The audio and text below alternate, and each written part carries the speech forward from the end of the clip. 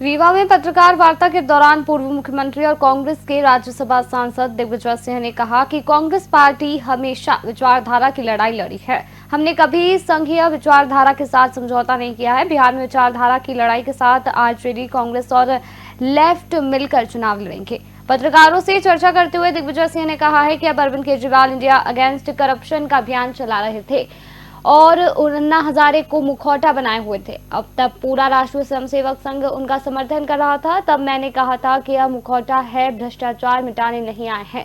जो गरीब तबका कांग्रेस को वोट देता है उनका वोट बिगाड़ने आए हैं और वही सही साबित हुआ है। पूर्व मुख्यमंत्री ने कहा है कि उत्तर प्रदेश के सीएम ने कहा था कि कुंभ में हमने 100 करोड़ लोगों की व्यवस्था की है। जगह जगह उसको प्रचारित किया गया, लेकिन वह यह बात भूल गए कि 100 करोड़ लोगों को वहां पहुंचाने के लिए गाड़ियां वहां कैसे पहुंचेगी।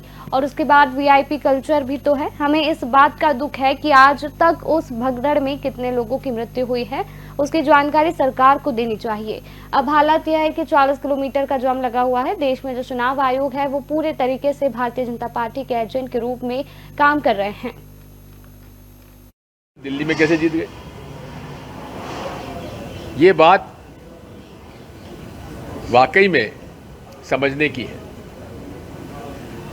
एक बात मैं शुरू से कहता आया, मुझे दिक्कत इस बात की, जब मैं कुछ बात कहता हूं तो लोगों को समझने में देर लगती है।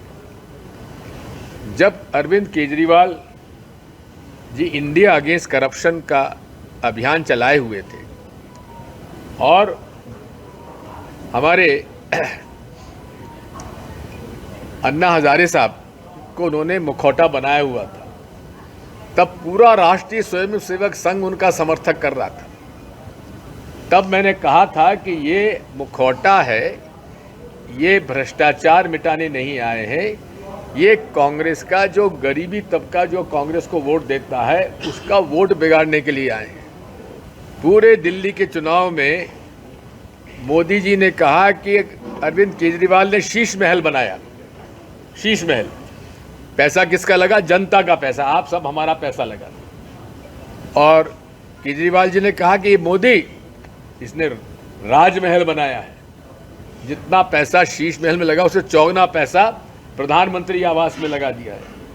तो भाई कांग्रेस पार्टी ने इतनी दिन राज किया, ना हमने शीश महल बनाया ना राजमहल बनाया, लेकिन गरीब के लिए, मजदूर के लिए, उस जाति जनजाति के लिए, छोटे व्यापारियों के लिए, मध्यम व्यापारियों के लिए हमने योजनाएं बनाई और जनता के पैसे का दुरुपयोग नहीं किया।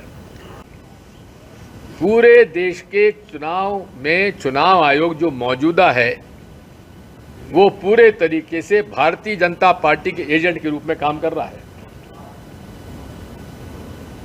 माननीय सुप्रीम कोर्ट ने कहा कि चुनाव आयोग के सदस्यों का चयन